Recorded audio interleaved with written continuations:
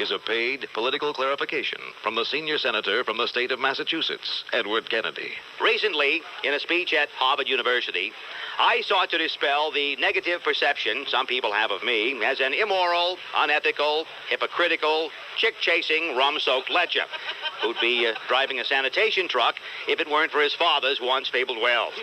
My purpose was twofold: to try to salvage my foundering political career and to preempt further negative publicity I feared might come my way from the sex assault trial of my stupid nephew, William Kennedy Smith. Regrettably, the defense's strategy is becoming clear to me. An unseemly attempt to lay blame at my feet and characterize me as an unwholesome relative who led Willie into his current despair. This is wrong. The defense implied I guided my nephew into a night of drinking that concluded in the Easter weekend episode at our Florida home, with a young woman telling Willie to get the hell off, as I, it is alleged, lurched along after another young woman with my Mr. Teddy bobbing left and right.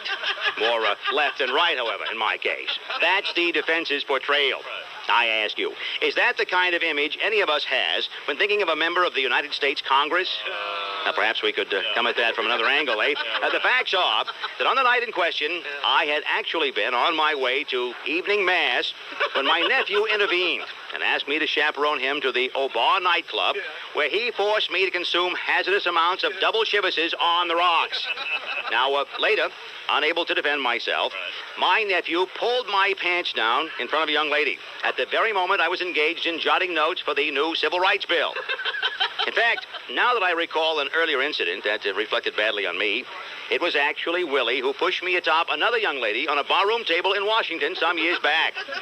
And though concealed until now, it was Willie Smith who was driving my car when it went zippity-doo off a bridge in Massachusetts, resulting in the unfortunate episode there. You know, by God, now that I think of it, it was my nephew, Willie Smith, who was on the grassy knoll outside the Texas School Book Depository building November 22nd, 1963, during the unfortunate episode there. So who are you going to believe now? Me or this schmuck and his la-di-da attorneys who are trying to fry my ass to save his? The trashing of Ted Kennedy has gone on long enough. Dirty tricks? Should they persist in this effort, I'll see to it that the next person who accuses Willie Smith of rape will be Willie Horton. This has been a paid political clarification from the Save a Kennedy's Ass One More Time Committee. Christopher Dodd, Treasurer. Imus in the morning. 12 minutes after 6 now, 6:12 in New York. Here's Eileen Marchese once again with the 9X Mobile Fan Highway Patrol. All right, now here with his commentary on headline issues of the day, Imus in Washington senior political analyst Richard M. Nixon. Oh, Jesus, I am tired. God, never again. Whoa, what's the matter? Oh, I ran that damn marathon. You ran the New York City Marathon? You ran the New York City Marathon? Yes, I ran the New York City Marathon. Yeah, but I mean, you're like 78 or something, aren't you? A septuagenarian, Dono. You want to make something of it? Well, no, but I mean, Jenny. how did you run a marathon? You're in hideous shape. I mean, what was your time? 2:28. 2:28. That's You ran right. a 2:28. If you would let me conclude, please. That's when I crossed the finish line. Oh. At 2:28. Oh. Well, you know, that's not bad. I mean, No. in the afternoon, 2:28? No, in the morning. 2:28 a.m. Took me 16 and a half hours. Oh. But that's not the race I've joined you to discuss, J.D. Here we are at our off-year election, as you know. Right. And I sense a growing malaise in our nation. We have veered off course, lost our focus, and I no longer think the incumbent can lead us back. Did you happen to hear Bush at that fundraiser in Houston last week? No. George, take a Hell dollar, a Prozac or two, will you? He sounded like he was in the front row at a Metallica concert. Nor is Mario Cuomo the man for the moment, Dono. No. In fact, and mark this down right now, Right. prediction from Dick Nixon. Mario Cuomo will not enter the Democratic presidential race. Oh. Okay? Put me down for a no on Mario. Fine. So let's sum up. Right. The country is sick of George, won't have a Cuomo option, Right. and nobody's even heard of anybody else who's announced so far. Right. What are we left with? Perhaps the whitest name recognition of all. If David Duke can, honest to God, be taken seriously, Right. then so can Richard Milhouse Nixon. That's right. If the convention calls, Yeah. Nixon stands ready. Well, they won't. And I've even got a slogan ready here. Oh. See what you think of this. Oh, all right. If it comes to a draft, who's the number one pick? Get rid of a Bush. Say yes to a Dick. It may need a little work, I know that, Yeah. but that's opinion, J.D., from the once and future President of the United States. God, I love the sound of that. Don't get used to it. Imus in the morning. Coming up at 9 minutes after 7, 7:09 in New York, and I am Imus in the morning. Tony's on the phone. Good morning, Tony. Hey, Don, how you doing? I'm fine. How are you? I'm doing all right. I just woke up. I heard you were giving away some Nick tickets. No, you're not going to get them, so. I want to go see the Moosehead tonight. The who? The Moose. Oh, Moosehead, yeah. Moosehead. Are you a Knicks fan? No, not at all. Well, why would you want to go then? Well, my wife, she likes the Knicks. Oh, she does? Yeah. And I never take her anywhere, so. So you're going to take her to a Knicks I'll game? take her to a Knicks game. Great, that's your one on the radio. Yeah, that's exactly right. Why is it that, why do you think she likes the Knicks? I think it has to do... We don't have a Mandingo thing going on here, do we? That's exactly what it is. Oh, it is? That's exactly what it is. I'm in bed by 8 o'clock, and she watches the Knicks until 11. By the time she gets to bed, I'm already asleep. Oh, great. How long have you been married? 3 years. It's already degenerated to that? We got 2 kids, 2 dogs. 3 dogs if you count my wife, but... Oh, no, that's totally unnecessary. Hang the phone up on this guy. I want you to apologize I'm for saying that. joking, I'm kidding. Oh, okay. Hey, I saw you on Primetime Live. What'd you think? I thought it was Night of the Living Dead. That's enough. That will do. You're killing me. That will do. First of all, you say something hideous about your wife, and then you slam the I-Man. And by the way, I look pretty good on Primetime Live. For your information, You Junior. did, yeah, you did. I really enjoyed it. And what do you do for a living, Tony? I'm a plumber. You are? Yeah. Never guessed. So you're making sense. It's not working. It's not? It's not working. Well, The same drains, I mean, don't you make pretty good money, though? it's pretty good. It depends how much I can get over on somebody. That's really not true, but Of course it's true. We know it's true. that's... We know it's true. You know, call into somebody's house and tell them that it's going to blow up. But that's it. The drain's broken. You need a new tub. All right, I'm going to give you, even though you're slimy, I'm giving you the ticket. All right? Imo. What's your favorite radio station, baby? WFAN and I-Man in the morning. It's 11 minutes after 7. Here's Eileen Marchese now with a 9X Mobile Fan Highway Patrol. Houston Oilers looking for a new place kicker. Yesterday, they cut Ian Howfield, who took the news rather hard. I just got to go back to the beginning again. It's been a long road to get here. It's going to be a long road to get back, but I'm not going to give up. I've worked too hard. Howfield missed what could have been a winning field goal Sunday in Washington. Why are you laughing? I'm not laughing. Yes, you are. Sure you are. My heart goes out to him. No, it doesn't, because you have a cut now. I'd like to thank him personally for that cut, for providing me material for weeks to come here on the program. Months to come. We've been using the Patty Sheehan and Mike Schmidt stuff for a couple of years now. And we finally have another guy who's a candidate for that, who has a microphone in one hand and a telephone in the other, calling old Doc Kevorkian in Barnes & Noble trying to get a copy of that final exit. And you're delighting in this, aren't you? Let me hear this cut again, Louie. Another victim. I just got to go back to the beginning again. It's been a long road to get here. It's going to be a long road to get back, but I'm not going to give up. I've worked too hard. Good to see you. Oh, man. It was time for a change, and this man provides us with the necessary change. By the way, attention Terry O'Neill, you moron over there at NBC Sports. He's screaming about the caliber of analysts on NBC, and the last Sunday we're listening to, I'm watching Bill Parcells and Will McDonnell talking about, it was just one little segment, and the essence of what they were saying, we're talking about the Houston kicker, and Parcells, the giant turd, said, Tuna, said the following: they're not going to get rid of him until they have somebody better. That's the way you do. That's the way these things work, you know. Said, you know, the team may be losing confidence in him. The coach may be losing confidence in him. He may be losing confidence in himself. Yeah. But the bottom line is, you're not going to get rid of him until you have somebody better. And then they go, and then that bug-eyed little goofball, Costas, goes to Will McDonough, and Will McDonough says, well, you know, you're not going to, you know, they can't afford to get rid of him until they have somebody better. That's a key, Bill. Pretty astute analysis just on that basis. I'm thinking, if they have somebody better, he wouldn't be there now. They wouldn't be using somebody worse. Even I know they get rid of him if they have somebody better. Well, what do we have here now? what happened? They got rid of him. They not only don't have anybody better, they don't have anybody. So what now, Coach? Yeah, Mr. Analyst. What is the point here? God almighty. Why do we have... God almighty, can't you put in a Cosby rerun in that half hour? Jesus, what what is that all about? You know, if you're somebody who doesn't pay any attention to that stuff, you think these morons know what they're talking about. Well, Do you want to know the truth? They don't know Bill Parcells and Will McDonough and that bug-eyed little butthole Bob Gossett. Wait a second. They don't know. unnecessary. They don't know any more about sports than I do, That's absolutely. or you do. You could coach as successfully as they're being coached right now, the New York Giants. Absolutely. With no- Doesn't Ray Hanley look like the kind of guy who would say the following? Hey, we're going to check them heat ducts. I think they're, I'm going to crawl under your house here. Now keep them kids and that dog away from me. Like me to check under that hood, Mr. Imus? Doesn't Ray Hanley look like the kind of guy who should be wearing a shirt that says Ray? Of course he does. He's not a football coach. He's a goofball. This is Ray on one side and Sunoco on the other side. Exactly. But Houston, what did Jack Pardee say, the coach of the Houston Oilers? I don't know what we're going to do. Yeah.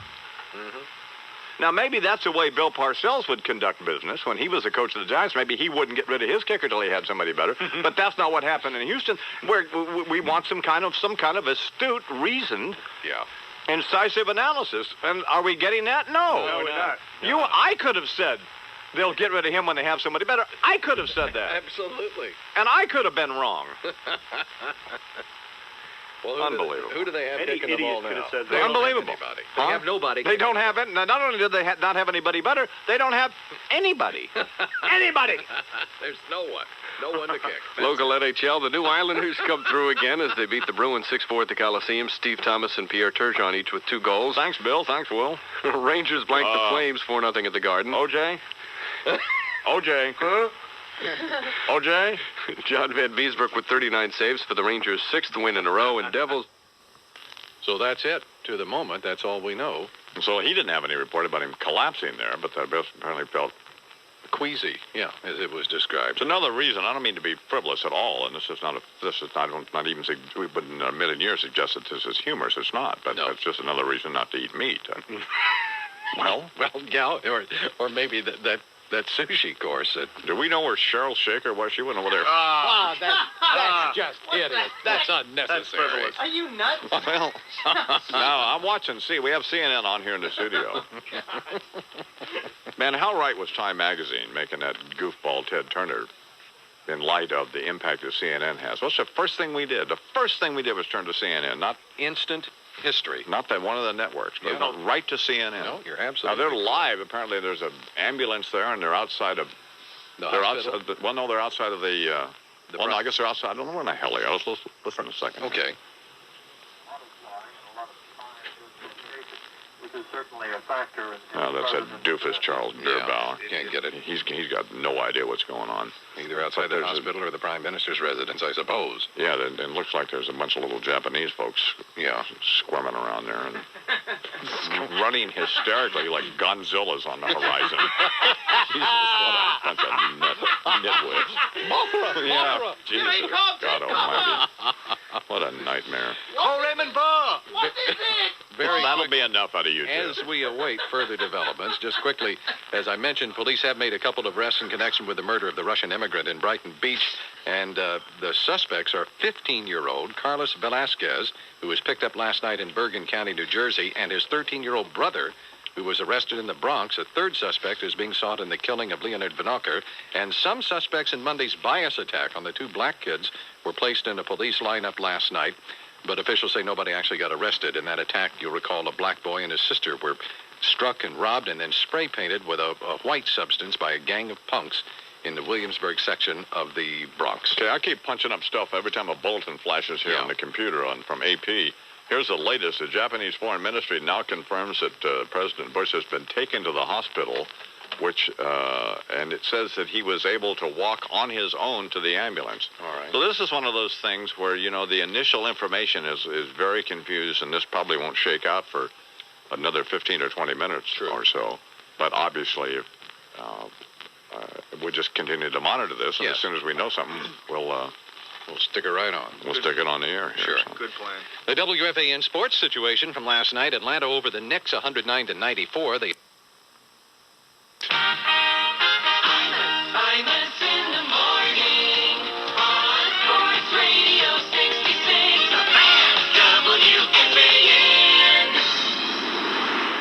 morning, January 15th. The 639, 2107. I'm Mr. Morning. Here's the kinds of conflicting reports we're getting. Now, Randall Pinkston, that doofus on CBS News, is saying that President Bush was taken to the hospital in his limousine, so not by ambulance.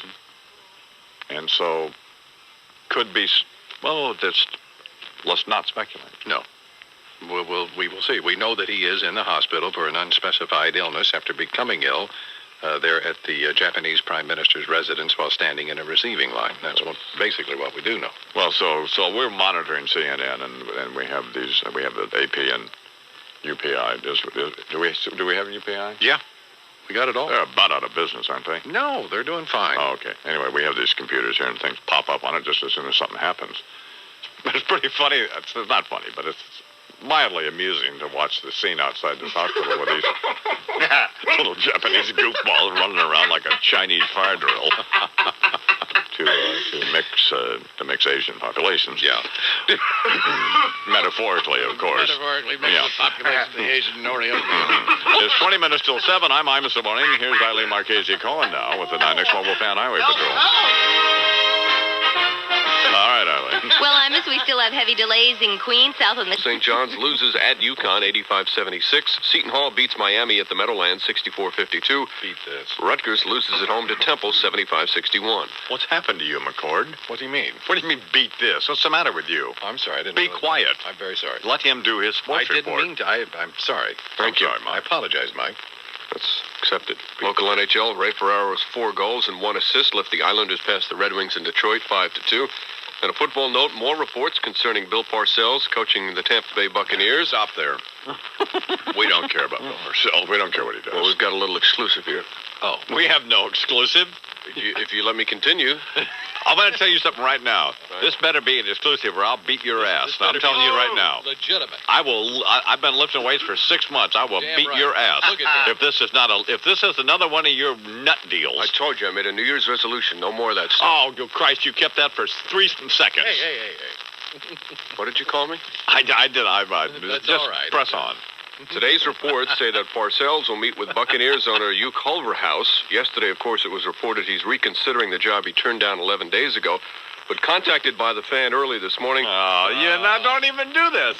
No, go ahead. Go ahead. Parcells says the reason that he's changed his mind was that he's realized that Buccaneers have quality personnel. A lot of big, strong players. The Buccaneers have declined comment. That is stupid. And will not say whether or not they're meeting with Parcells. That's Kiki Vanderway, who, by the way, we're still a little concerned about, commenting on people he plays with in basketball.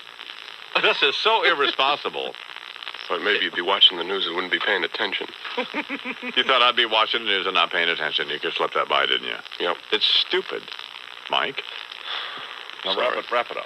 Mike Breen, WFAN Sports, 649. WFAN Sports, the official radio station for the NFL playoffs and Super Bowl. In a city as big and unpredictable as New York. I want to give to one of these homeless shelter deals, but not a deal where they're going to sell them then. No. Where people actually will get them and wear them. We used to give it to what's-her-name's church deal, but I used to go down where I live in the East Village and just pass them out. I remember I had all those jackets with Imus on them. I've seen several people out there panhandling with Imus jackets. Including yourself. Including me. Including some former producers. Yeah. Linda Nabel, Mark Sheff. Sure. They're there. Bill Tomlin, they're all out there. Al Rosenberg. Yeah.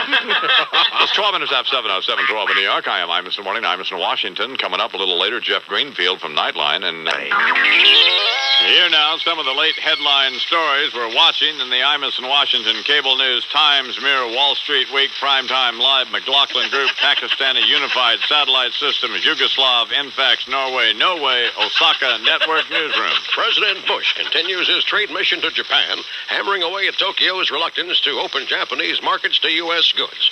The president announced a measure of success today as he reported that his delegation had found a foolproof method for winning over the typical Japanese industrialist and IIW CN, TMW, SWPT, LMGP, US, SYI, NNWO, microphones were there as the president outlined the strategy. Orientals, you know. Little fellas are into heap kinky sex. No question about that. We've known it for years. Send a hooker to Hop Sing and he'll turn backflips for you. So we opened that toy store there in Osaka. Gave me the idea. Whores are us. We'll have them driving Hondas off the end of the dock. It's a great day for America.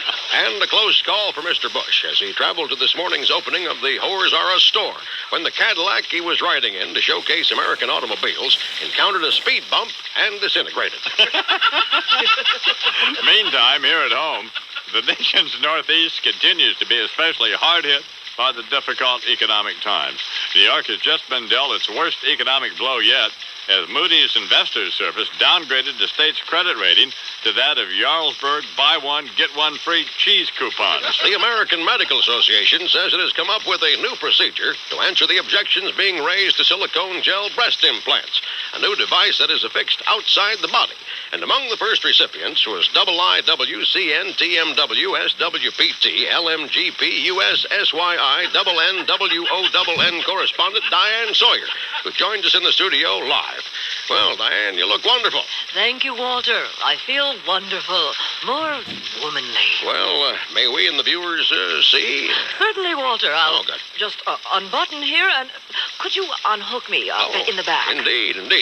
There you are. Now let me just turn to face the WIWCNTMWS and for the rest of it, camera. There you go. Jesus, Diane. 2 seal and lock sandwich bags and lime jello and double stick tape? What the hell kind of a procedure is that? FDA approved, Walter. Yeah, but my God, that's like my penal implant was, I don't know, soap on a rope or something. You've undergone implant surgery, Walter? Well, yes, I have, Diane, and I'm only too happy to report that though I'm an older man, all things are as they were then. Only you are there. Here, check it out. Look at this. I think that'll be about enough. It is enough for most women, I'll tell you that. That'll be fine. Imus in the morning. Walter Cronkite and Diane Sawyer here on the Imus in the Morning program.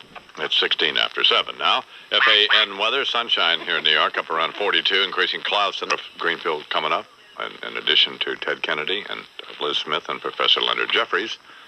And then Dan Duba. Now, Dan Duba is the manager of Evander Holyfield, the heavyweight champ, and Dan Duba's father, Yabba Dabba Doo, what's his name? Blue Duba. Yeah. Mm-hmm. These are unattractive men. These are unattractive white. Fitzwater. These are unattractive, unattractive white men. We have proposed that telegenic family feud, the Duba family against the McDonough family. There's nobody more unappealing, and ugly, icky looking than Will McDonough and his equally hideous looking son, who's just been hired by Teddy Shaker to do baseball over at CBS Sports. So we proposed that telegenic family feud. Now they will, should they prevail there, which either team would then take on the Noriega family. Yes. To then ultimately challenge the news team from Fox News at Fox News on 5 at 7. That bunch, you know, Jack Cafferty, Corin Mahalik, that goofball weathered goon, and the rest of those hideously unattractive people. Yeah. To ultimately go up against Bryant and Greg Gumbel and their mom. They can get her out of that tenement there in Chicago. The rats haven't eaten her. Oh, gee. Well, that's horrible. The only way Brian Gumbel is going to know that it's her birthday is when she's 100 and Willard holds up her picture. Yeah. The first thing we did was flip on CNN. Not ABC or CBS or NBC. Nothing against them. No. But they immediately went to CNN. Mm-hmm. Now, the networks had it as well. Sure. So Time Magazine had a pretty good point making that nitwit Turner. Ted Turner Man of the Year, simply based on the impact that CNN has. But my point here is that you get, they're there, they have live cameras and stuff, and in this particular case, you have these thousands. They look like ants. Just these little Japanese goofballs with these earplugs and walkie-talkies just swarming all over the place outside of the palace there. As you described it, a Godzilla movie. Oh, God. You know what the hell is going on. It looked like an air raid. Oh, that's an unfortunate analogy there. Yeah, I think so. At any rate, but you don't know. You're seeing these things, and confusing information becomes available instantaneously, and I don't know whether it's good or bad. Except that as I'm sitting here talking, I'm thinking about the way the information came out of Dallas when President Kennedy was shot. Right. Exactly. And that was the same kind of thing. I as long as I live, I'll remember Walter Cronkite saying when Dan Rather said that the president was dead, that Walter Cronkite was emphatic in indicating that Dan Rather is reporting, so that if it weren't true, he would hang him out to dry. Yeah. I'm always looking for the negative, and certainly, and finding it in people's motives. I suspect and continue to suspect that was Mr. Cronkite's motive, or at least just covering his ass. But it appears the president is okay. But that's certainly that throws this whole. We're going to talk to Jeff Greenfield in a few minutes, but it could, if his health becomes an issue. This, we don't know whether this is true or not, whether it's a flu thing. Of course not. There's no way of knowing. It's what Marlon Fitzwater is saying. He's had this little heart problem. He's had the thyroid deal, so it could be anything. But at this indicates he appears to be fine. He appears to be fine, and the official word is that he is suffering he's been hit by this intestinal flu, which is particularly virulent this year. Was Iacocca and the rest of those thieving auto goons there? Because that'd make anybody sick to eat with those guys. Just to watch Iacocca eat would turn my stomach. Speaking of that, earlier today, talks about the U.S.-Japanese auto trade picture hit some rough road. They bogged down with Japanese negotiators now refusing to offer any more concessions, and U.S. representatives saying you've got to give us more. At that point, Marlon Fitzwater acknowledged the U.S. is pressing them hard in the talks, says they're feeling the pinch and screaming about it. The talks are expected to last through the night. Of course, that was before this particular episode happened. If you're a Japanese consumer, do you want a Cadillac? No. A great big old glunky Cadillac? No, there's a story about that this morning. It says a Japanese consumer specifically did not want an American automobile and said when you build automobiles as well as we do, then we'll buy your cars. Well, you see, here's the point. We do make cars as good as theirs now. They don't realize that we've made genuine strides in huge that area. Improvements. I mean, that Jeep and stuff is every bit much better than those rice-sucking Jeeps and stuff. The Saturn is a terrific car. Ford and Chevrolet make cars every bit as good as an Acura or a Honda Accord. People just don't realize that. No, we got to get that message to them. One of the problems you see with how stupid this is. One of the problems with shipping American cars to Japan is that the steering wheel, in a lot of cases, is on the wrong side. Yeah. So that's one thing we're going to do. We're going to start sending them right-hand drive cars. So we can't understand why they don't want to buy a car. The steering wheel's on the wrong side. I mean, Jesus, but we're changing that. Well, good. That's a great idea. God, how dumb is that? Unbelievable. And Lee Iacocca's in a paper this morning saying, so what if I make $4.5 million a year? Yeah. Next. There's a guy who should fall over at dinner, by the way. Speaking of that. Before he scams another stewardess there on Japan Airlines. Jesus, what a nitwit. Well, also coming up today, the state of this state assessment, the assessment annually from the governor, and we'll have details about it coming up. The WFAN news time is 7:36. It's time for a brief look at sports, and I'm talking about treetop stuff here before we get to Eileen Marchese with the 9X Mobile Band Highway Patrol. In fact, we really don't have time to do one and then the other. No. I think we'll have to do them together. You there, Eileen? Yes, I am. And Breen, you're here. Yes. Chuck, you're here. So here now on the Imus Morning program here at WFAN, the traffic, sports, and weather together. Good morning, Eileen, Charles, and Mike. Good morning. The WFAN road day with Park Grade 117 in Charlotte. This is an example of what is wrong with American politics. We set up things, we scream at each other, and you're a phony, and you're dishonest, and you misrepresented yourself. Now look, I'm trying to answer your question, and I will if you will shut up. Tell your mama, tell your pa, gonna see my dog Mama, she don't do right. I'm in the morning. Well, hi, everybody, and welcome to New York Mets baseball. New York Yankees. Mets, Yankees. New York Newsday presents the Mayor's Challenge, where the Mets will go head-to-head with the Yankees in two heated battles at Shea Stadium. Yankee Stadium. Shea Stadium on April 5th. Yankee Stadium April 4th. Come see which hometown favorite will garner the bragging rights of New York baseball. Come see if hardball is really back. Anyway, New York Newsday presents the preview game of what could be this year's World Series. And it's for a good cause. That we'll agree on. New York Newsday will make a donation to City Sandlot Baseball. New York Mets and the Yankees will make donations to their favorite charities. Let's join my friend. I'm in the morning on the Fan. Sports Radio 66 WFAN. Well, before we get to Bill Clinton here live now from Minneapolis, Minnesota, my friend and CBS sports analyst and fan host, Mike Francesa, who I'm never, ever watching on television again, ever. That's not true, Don. How are you this morning? Well, I was fine until I asked you if you'd see me on Nightline, and what did you say? Well, this is what really happened. I got into my hotel room last night. It was late. It was about 11:30. Right. Turned on the TV as I was unpacking my bags, and I didn't have the sound on. I put Nightline on. I said, geez, what happened to Katharine Hepburn? Put the sound on, realized it was the Don and Bubba show. Oh, shut up. So how are you? Good. How great is that? When do you guys go on tour? We've turned this entire campaign around for this guy. I know that. So we have Michigan and Cincinnati in the first game. Yeah.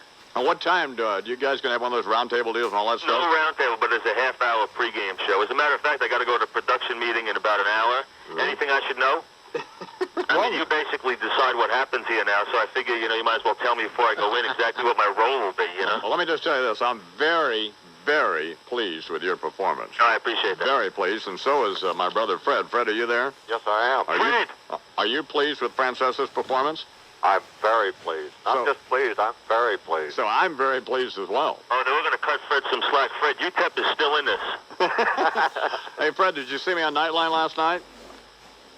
Hello? Here's my own... one of my fellow my cohorts here at the radio station and my brother. And neither one of them sees... And it was great. Well, I saw it this morning. They run it on their morning news. Yeah, but they didn't run the entire thing, did they?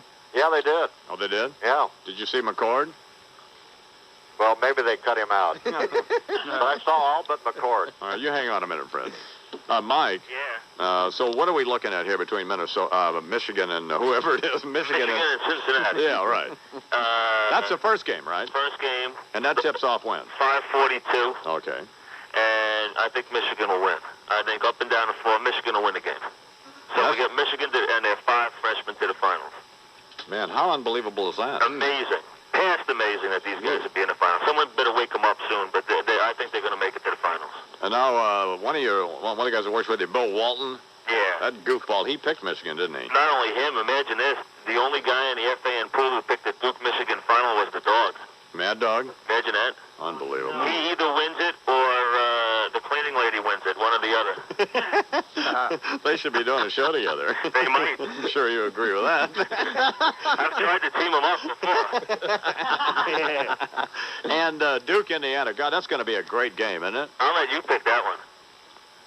Well, I kind of like Indiana. How many? You do? Yeah, but I don't know anything about it. That's why you're on. Who does Lupica like? I think Lupica likes Indiana. What a surprise. I take Duke close. You mean you're suggesting that I get all of my sports information from Lupica? Or me, one or the other. Well, that's exactly right. Either you or him. I'm going to go Duke close and a Duke-Michigan final. And you like... I like Duke to win it all. Oh, okay. I'll stay with Duke. And now who hosts the... is going to be O'Brien? Or? Yeah, it's O'Brien. He said to say hello. I was out with him last night for a little while. Tell O'Brien if he wants to say hello, he can call me. Yeah. I'll wake him up now and tell him to call. Except you put me and Fred together because you must have a big guest at 8:20. Don't think I don't know it. Pardon me? I know, you double us up because you know that you have a big guest coming up at 8:20. No, we don't have a big guest coming up at 8:20. We have nobody at 8:20. You do, too. Who's on at 8:20? I'm not sure. Someone's on. President Bush. Even though you won't watch me on television, I'll watch you. Get me a tape, okay? All right, bro. Goodbye. Mike Francesa live from Minneapolis, and now live from El Paso. My brother. Hey. Yeah, don't pay me. Joe. Joe, bro. This is so irritating. You mean to tell me that they don't get Nightline in El Paso, Texas? That's ridiculous. No, they get it, but they have the local news, and then they run a rerun of something like MASH or something. Right. And then then it's on after that. And I dozed off during that program. But I saw it this morning. Let me tell you what an idiot he is, McCord. What? He has a Sony picture-in-picture television. Right. Puke. And what did you just say? I think he said an awful word. I told you not to use that word anymore. Anything? Somebody, I'm just listening for crying out loud. Shut up a second. Diarrhea. He has a Sony picture television, and what'd you say? Nothing. I'm just listening. And a VCR machine, and he can't hook up his VCR. If you'd have hooked your VCR up, you idiot! You could have taped it. Puke. That'll be enough. That is. Stop it. Diarrhea. So which part did you see of me and Bubba? Did they rerun Nightline or? Yeah, I saw Copple sitting there with Bubba in the hotel room. Yeah. And they showed you in the studio. And that was the extent of it? Well, it went on for about 3 or 4 minutes. Did you see McCord? Well, they may have cut that part out. But that's the only, it went on for, I'm sure I saw the whole thing. What color shirt was I wearing? Pink. Pink? This is the dumbest person on the planet. Was it blue? Was it brown? Was it pink? Was it green? Give a sports lock. Hey, Tri-State Jeep Eagle sports lock of the I weekend. like Bubba. I'll tell you, anybody that knows some of Elvis's songs is going to do the right thing. You think so? You want to hear a little bit of him singing "Don't Be Cruel"? Yeah. Well, then you can make a judgment there. Here now is Bill Clinton with a little bit of "Don't Be Cruel." You know I can be found. That's all I can do. Sitting home all alone. If you can't come around, at least please telephone. My message to the New York press. Don't be cruel. Well, his voice. What'd you think of that, friend? It's not bad. It's not bad. Because he's losing his voice, from talking. Plus, he said "can't" right. I didn't hear that. Yeah, he did. He said, he said it right. He said "no more alone." Yeah. You can't come around. Exactly. He says "can't" the way I do. Darn right.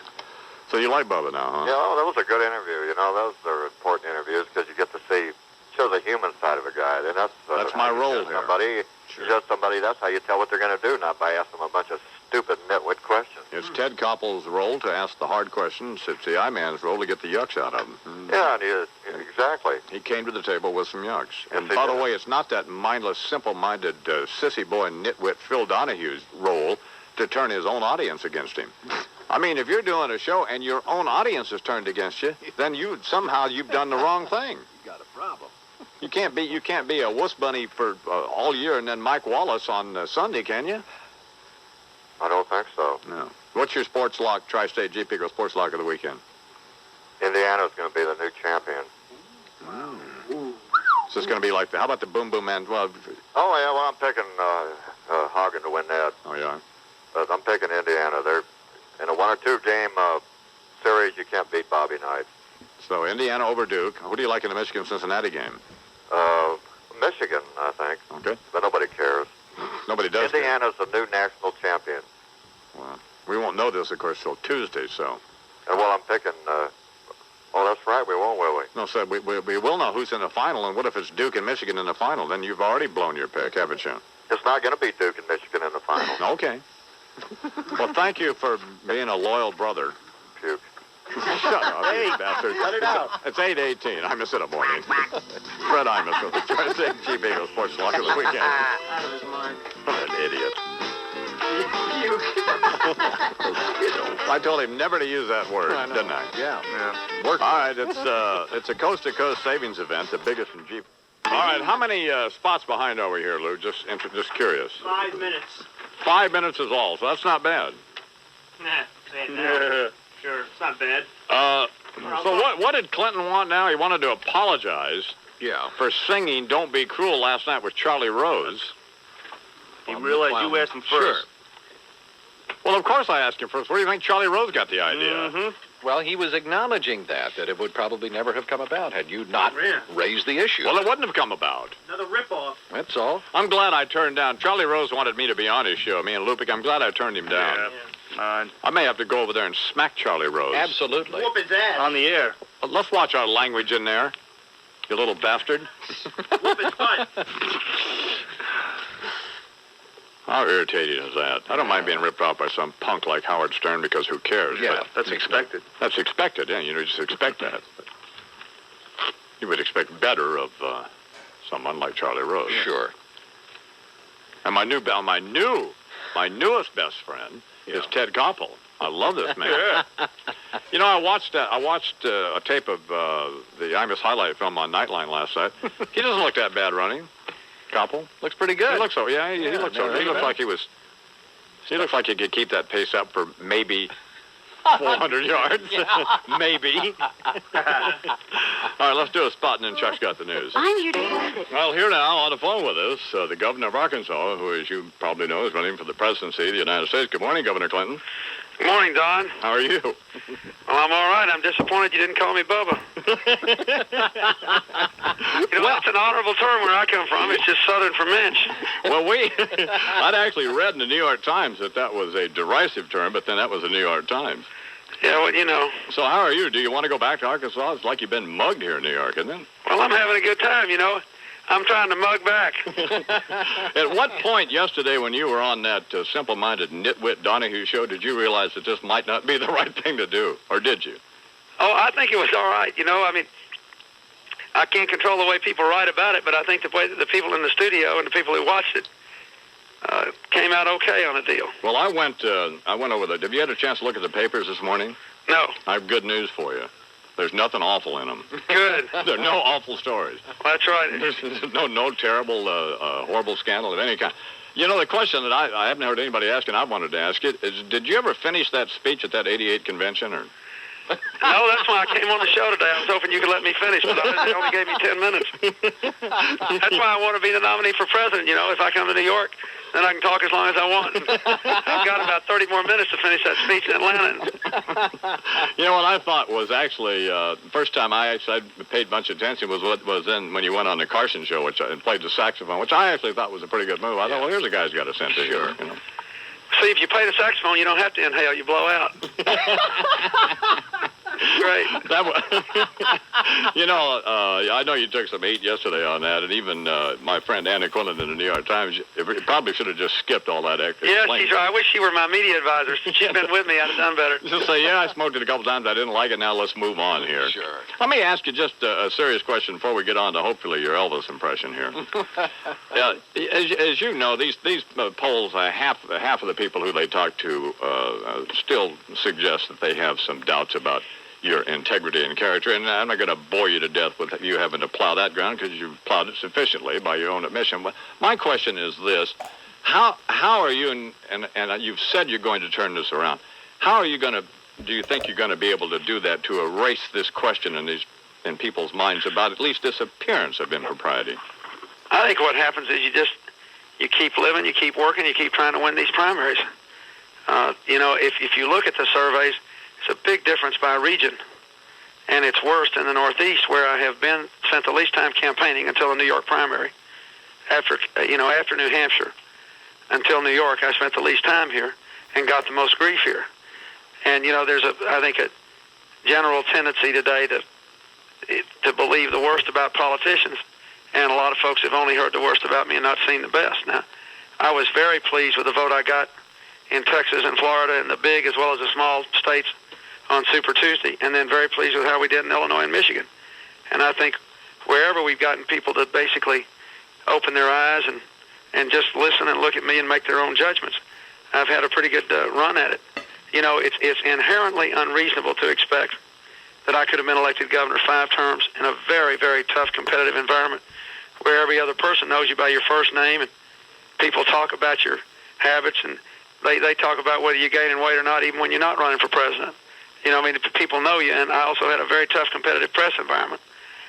And the other thing I would point out is that, as I've said repeatedly, nobody quit me in this race when I started getting hit. I mean, the people who know me well, the governors who were for me, the people who worked with me over the years, the people I grew up with, the people I went to college and law school with, they all stayed hitched because they do know me, and I think that's a pretty good character reference. So I think time is on my side on this deal if I can just, you know, deal with the fact that no one else has ever been through anything quite like this before and still kept coming. But I keep trying to give this election back to the voters. I keep trying to turn it back to the issues that got me in the race in the first place. And after all, what's the worst thing that can happen to me? You play it every day. Ray Charles, I could go back home to a life I love and to the friends of my lifetime and do a job that's great. So it ain't going to be the end of the world. I got to keep out here fighting for what I believe in. It's 7:26 after 7 o'clock. We're talking with Governor Bill Clinton. You know, this is a sexist observation, and I don't expect you to respond to this, but let me just try to put a positive spin on some of these problems.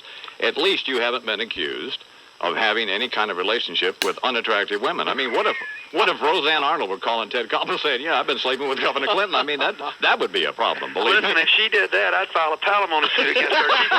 She's got the #1 TV show in America, and I could finance the rest of this presidential campaign. It'd be better than Jerry Brown's 800 numbers. Roseanne would accuse me, palimony, the campaign's paid for it, never another fundraiser. Are you kidding? It'd be wonderful. You know, Russell Baker made an observation one time to a young reporter, and I'll have to paraphrase him, but he said, talking about being young people being in awe of politicians, particularly reporters. And he said, you know, you have to remember they're just like the guys you went to high school with. What kind of kid were you in high school? I mean, were you with the group that was wearing the leather jacket, or were you with another group that had? I mean, what kind of kid were you? What group were you with? I guess that's the question. I wasn't the leather jacket group, but you know, I had a good time. But I was a pretty straight kid. I worked hard enough to make good grades, but I basically liked my music and my friends, and I had a heck of a good time when I was in high school. Did you have like a little band and stuff, like where you played the Yeah. Oh, you did? I had a little band, and the guy that played piano for me is now a very successful songwriter in California. Won a Grammy Award when he was 29 years old, and went from Nashville to California, write songs for Phil Collins and people like that. He's done real well. Who is that? His name is Randy Goodrum. Oh, really? Yeah, he's a terrific songwriter, and he came to New Hampshire to campaign for me. That's a name. We had a band in high school called the Three Kings. I've still got a record that we played. Did you ever sing? Hey, I did in high school. I had before I lost my voice in this business, I had nearly a 3-octave range. But did you? I read someplace where you do like an Elvis impression. Is there any truth to that? Well, when I've got my voice, I do. I can barely talk today, but I used to know all the Elvis songs and all the Jordanaires background. I'm actually, as age has taken my voice away, I'm better on the Jordanaires than I am on Elvis. Can you do? Just try a little bit of like "Don't Be Cruel." I don't think I can do that. You know, Ted Koppel sitting here looking at me. Yeah, well, we've got an ABC News camera crew here as well. I mean, this could be the end of my life. I'm already embarrassed. They say I can never get political insurance now because I had no more sense to get on your show. Now you want me to sing "Don't Be Cruel." I will say this. Yeah. You picked the right song for me to sing. Don't be cruel. Yeah, I could get down on my knees here right now and sing "Don't Be Cruel." Somehow I think it doesn't work in New York.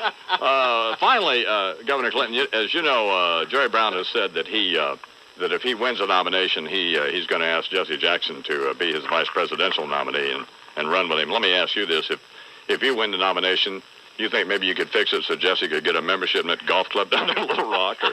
I do think that. You do? I think that would be easy to do. By the time I win this nomination, I expect that club to be integrated. They'd probably like Jesse down there. Governor, good luck. Hang in there, huh? You bet. Governor Bill Clinton here today. It's 9:15 on 9:15 in New York. Well, he wouldn't sing "Don't Be Cruel" for us. Why can't you find that? Well, I was looking through it. I have it. I just queuing it up. Irritating. Hey, I had a lot of time. Oh, well, no, it's not. I'm not. You're not. Nothing you've done is irritating. It's irritating. I had a digital workstation. I wasn't to worry about that. Yeah. You know what I'm going to do? I'll make him get me one. Mm-hmm. And I know exactly how to do that. I'll make him get me You one. got the clout, boys. Come on. Because I'll come in here and I'll just play American Pie right into Hey Jude, right into Stairway to Heaven, right into it. And I'll track Spinal Tap's new album. Sure. There you We'll go right to Amy Grant. Some instant Get a little replay. Garth Brooks, Metallica. Damn straight. Well, I will make him get me one. Sure. I can do that in a heartbeat. Absolutely. You got the power. So anyway, here we have Bill Clinton goes on Charlie Rose's show last night on Channel 13 at 11 o'clock that nobody on the planet watches other than me and Bernie. And he sings Don't Be Cruel there. Oh, great. Another example of these losers here in this. God, am I sick of this? 20 years of being ripped off by these lightweights. Except I sort of actually, I kind of like Charlie Rose. He's But a good guy, but this is shaky. this is really shaky. Well, Charlie Rose got him to sing Don't Be Cruel. You know I can be found. That's all I can do. Sitting home all alone. If you can't come around, at least please telephone. My message to the New York press. Don't be cruel. But I'm too hoarse. And so, and now Governor Clinton obviously heard that the I-Man was a little upset about that, and so we heard from him just a couple minutes ago. Hi. Hi, Governor Clinton. How are you? I'm sorry. I'm doing fine. I just called to do a mea culpa here. Oh, you did? What? Do you know Pete Hamill? That's Arkansas for I'm sorry. I sang for Charlie Rose last night because I had a voice. I didn't want you to think I was holding back my magnificent talent from you yesterday morning. Well, you refused to sing because Ted Koppel and camera crew were there. Yeah, I know it. I shouldn't have done it last night, but anyway, I gave in, but it was your entreaty that started it, and I felt so bad when I couldn't talk yesterday. Governor Clinton, do you know Pete Hamill? I met him yesterday for the first time, but I read his book, his private eye book. I like that. Oh, he wrote a very supportive column of you yesterday. He's on the other line. So once again, I was talking to Pete Hamill at the time, and then we went on and concluded our chat. Yeah. But the point is that he refused to sing it again. Yes, he did. He refused to sing it again. Man, that's... I'm gonna tell you something, Bubba. Wake up here. This thing can turn right back around the other way. Oh, it sure can. There's a place to turn around in this road. That's why a pendulum's got two sides. That's exactly right. Like that. Or whatever it is. Something like that. Squeal like a pig next time, pal. It's 18 after 9 on 9/18 in New York. Well, if he wins the nomination and comes back for the convention, he'll need, particularly if it looks like it might be a brokered convention. Yeah. He's looking for the I-Man to influence some delegates. Right. He'll be on here doing a concert. He'll be out here doing lesbian dial-a-date. Bark like a dog. Yeah. If you want to be president, Bubba, bark like a dog. WFAN weather. Sunshine, windy, cool, high 48, 35 now. All right, here now a special report on Decision 92, the New York primary from Imus and Washington senior political analyst Richard M. Nixon. Yes, and thank you so much, 1,000-pound gorilla in the morning. And that would be you, J.D. Sad in a way, but radio's loss is our gain, in my view. Right. I mean, you will be tendering your resignation here to move on to the international arena. Well, shuttle diplomat, the Camp Southport Accords or something. Well. I mean, Dick Nixon thought he knew something about the political process. To put it bluntly, compared to you, Nixon don't know Dick. I mean, Dick don't know Nixon, or whatever, yeah. And the point is just this, Dono. When they write the history of the 1992 presidential campaign, everything, Cuomo chickening out, Tsongas going into the tank, the Brown movement. Say, there's an interesting characterization of Jerry, huh? The Brown movement. Anyway, all of that will pale into microscopic insignificance when compared to the impact of the I-Man and this simple slogan, sock it in on Bubber. Welcome to the elite club of Washington insiders, Dono. Oh, You've cemented your position of power broker and self-aggrandizing molder of giants. Right. You led, and your people followed like lemmings. Sock it in on Bubber, and that's exactly what they did. Right. You hung it all out there, risked everything, decided to see if that limb would hold you up, exposed yourself to utter ridicule, and now are held in near reverence, as well you should be. Right. What do you want out of a Clinton administration? Well, cabinet post? Hillary? No. Princess's Portia? Maybe. By God, this guy may look at what you did for him here and ask you to join him on the ticket. Well. Terrific balance when you think about it. A southerner and a northerner. A redneck and a pelican neck. One likes young girls, one likes young boys. Perfect. Anyway, J.D., you showed this elder statesman something. Put that Little Rock rube over the top when nobody else could have done it. Well. Which brings me to my point. As you know, my own political reemergence is continuing, J.D. They're probably going to ask me to attend the GOP convention. And no one satisfied with Bush. No. Well, I'll be at the convention, and if you could, see your way clear to sign on here, hey, who knows? Sock it in on Dick, Or maybe, how about out with Bush, in with... No, maybe not. Anyway, Bush, Dick, all that's your territory, so I'll just leave it to your discretion. But believe me, we can go all the way, I-Man. Just say the word. No. That's not exactly the word I had in mind, but thanking you in advance for your cooperation, I remain Dick Nixon, a once and future president of the United States. Imus in the morning. I've decided here at 9 minutes after 6, because you people did go out for whatever reason and sucked it in on Bubba, and I have avoided looking like a fool. Exactly.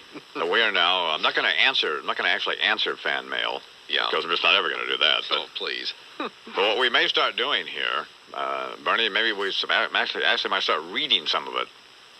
Yeah, that's a possibility. It's quite a step, but... What we do now is we hold it up to the light, the envelope, to see if there's any money in there for the Tomorrow's Children's Fund. If there's not, or any money for me. Sure. And if there's not, we just chuck him, but... It's out. So, we don't respond, of course, to phone calls and things like that. No.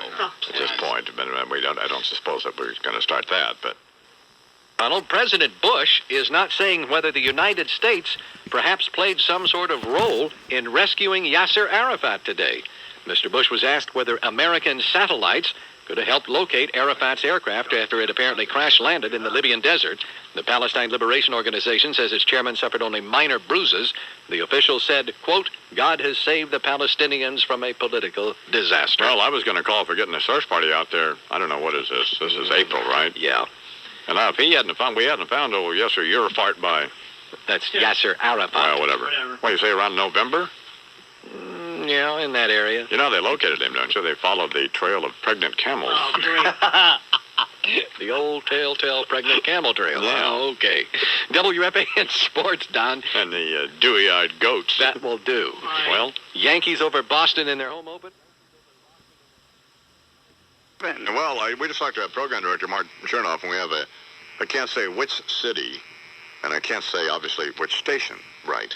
But huge station, huge market here on the East Coast, and they're telling their staff today that, they're telling whoever's doing their mornings, that they're not going to be doing it anymore. That's right. Major announcement to follow. Major announcement to follow, but I can't, I can't say anything, so this thing is falling into place. I'm just going to be so huge that it actually frightens me. Congratulations, more huger than I am now, if that is possible. Without a functioning producer on this program. We have Bernard. Crying out loud. We have Bernard, who the reason Bernard is here is because he's funny and smart. But other than that, there's just nothing else going on there. There's a marble, there's a walnut between those ears when it comes to producing the program. He just says, just forget about it. Now, what the heck brought this on? I don't know. He's an idiot, that's why. And that's Mr. Idiot to you, you little shrimp. All right. We had a great weekend together in Southport, you and I. No, we had no... I would shoot you. You would be shot if you... white trash like you shows up in Southport, you immediately are arrested. Excuse me. Trailer park trash is not allowed in white... Mr. Society over there peeing in the phone booth. I peed in one... You peed in more phone booths than we could count. I peed in one phone booth. The other times you were peeing in your pants. All right. Make me want to be behind my rent. Come in the middle of the night, take my car. Every Snapple flavor, by the way, is a unique and wonderful taste sensation. Snapple has to be tried to be believed. They be drinking it on the Jerry Seinfeld show, don't they? Yeah, I'm thinking, how much juice can one guy drink? Snapple makes real brewed iced teas, juices, juice drinks, natural sodas, and a line of sports drinks called Snap-Up. I love that Snapple Snap-Up fruit punch. And, these other sports drinks, they taste like medicine. Oh, come on. But Snapple Snap-Up fruit punch, I'll tell you right now. Make old Snappy snap up, too, don't it? Turn your ass into Carl Lewis. The iced teas taste just like you brewed them yourself at home. The fruit flavors in Snapple taste absolutely real. Carl Lewis. That's because they are real. Snapple is all natural. Ain't got no artificial colors in it. Ain't got no artificial flavors or preservatives, no bugs, nothing like that. Well, what the hell is in there then? There are a phenomenal array of flavors to choose from, and it's all natural. Key flavors are original, lemon, raspberry, orange, cranberry, mint, peach, diet lemon, diet raspberry, unsweetened, decaffeinated, and diet decaffeinated. And I'm thinking, do we need all these teas? I'm thinking this, though. I mean, if you're drinking diet, decaffeinated, yeah, I don't think you're getting as much out of life as you possibly could here. Do you? I mean, Yeah. when you're really worked up and you've really worked up at thirst, try Snapple, sports thing. Try the fruit punch, man. I'm telling you, it's got it going on. Fruit punch? Yeah, that's good. Ouch. It tastes a whole lot better than a lot of the other You'll have to beep that out of there, Joey. Yeah. Can't have that on the radio. Snapple, snap up. Get it. Good morning, everyone. This is Lori McNichol with the WFAN Traffic Update. Alternate side of...